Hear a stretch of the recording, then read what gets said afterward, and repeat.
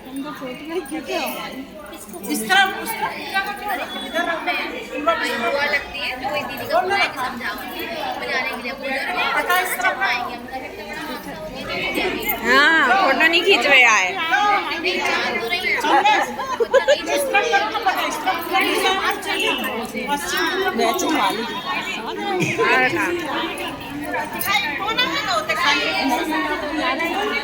कोई की नहीं आ रही मंदिर की आ रही देख लो सबका छू आ रहा है मंदिर नहीं आई रश्मि भाभी नहीं आई नहीं आ रही यार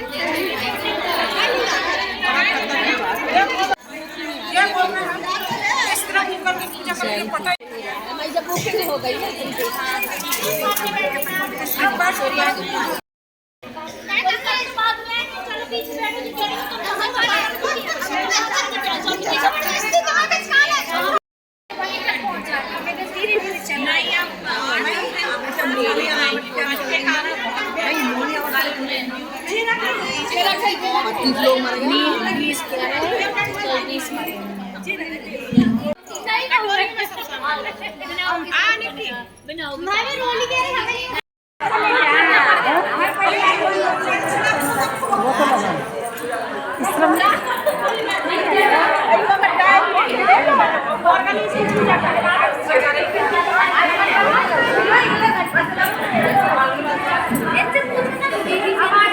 सब बना लो ऊपर से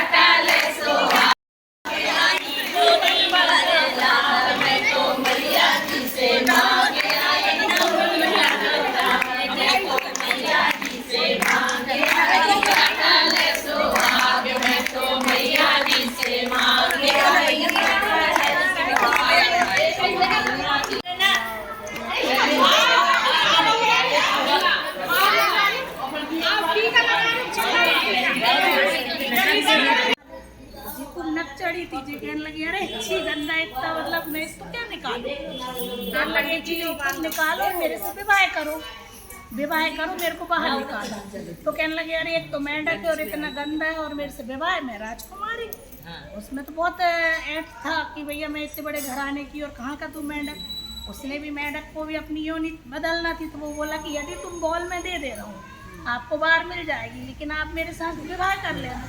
अब उसको तो बॉल चाहिए थी तो उसने तैयार हो गई कि चलो मैं आपको अपन दोनों विवाह कर लेंगे। उसने जैसे बॉल बाहर करी और मेंढक भी बाहर आ गया।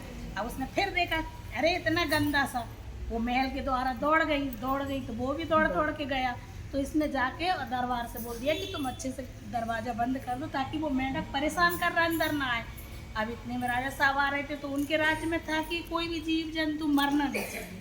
तो उनने बोला बेटा तुम अपने रास्ते जाओ उसको आन दो। उनने बोल दिया इसको नहला दो धुला दो अच्छे से तैयार कर दो। और उसके साथ साथ अब वो जैसा ही आँख मिलाए तो बोले कि मैंने बॉल दी थी मेरे साथ तुम विवाह करना। तो अब वो नकचड़ी तो थी, अब कहने लगे क्या करें, अब पिताजी को बता देगा, हम जा रहे बताने, आप बताओ मत आपको सब मिलेगा। अब जैसे ही मेज पर खाना हुआ वे कूद गए और वहीं बैठ के खाने लगे।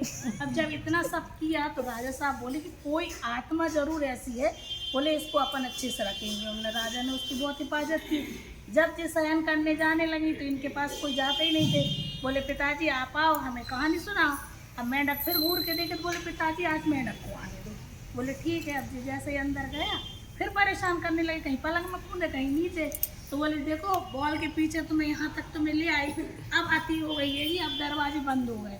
और जैसे ही उनको लिया मेंढक को दीवार पे पटका और वे नीचे गिरे तो सुंदर से राजकुमार बन गए।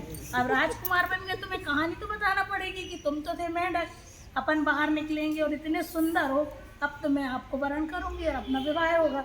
और पिताजी से मैंने जो मांगा आज तक ऐसा हुआ नहीं, बॉल प्लास्टिक की न मिल के मेरे को सोने की मिली।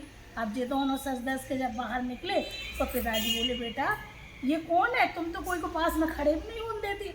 फिर वो सारी कहानी बताती है कि पिताजी ये वो थे और अब यही बताएंगे। तो वो बोलते हैं कि हम भी कभी राजकुमार थे और हम जंगल में जाते थे तो एक जीव जंतु को नहीं छोड़ते थे, किसी को भी हम मतलब परेशान करते थे कि हम राजा हैं। तो हमको बूढ़ी माई ने एक शराब दी थी कि तुमको जब तक कोई सुंदर सी राजकुमारी नहीं मिलेगी और तुम्हें प्यार नहीं करेगी, तुम्हें अपनाएगी नहीं, जब तक तुम्हारी योनि मेंढक की रहेगी। तो आज तुमने मुझे प्यार कर लिया, मुझे छू लिया और पिताजी ने मुझे इतना सत्कार दिया, तो इसलिए मेरी योनि बदल गई, मैं राजकुमार बन गया। तो पिताजी ने जब सब कुछ सुना कि इतनी नक चढ़ी थी और ये कुछ करती नहीं और आज ये मिल गए और ये भी नक चढ़े रहे, ये भी कोई नहीं बचने दे रहे थे, अब तुम्हारे स्पर्श में आए तो अब हम धूमधाम से विवाह करेंगे। उस मेंढक के साथ राजकुमारी का खूब अच्छे से विवाह हुआ। पूरे नगर की सब महिलाओं को बुला के सुहागले कथा पूजा पाठ हुई। माता रानी ने जैसे उस मेंढक के दिन बहुत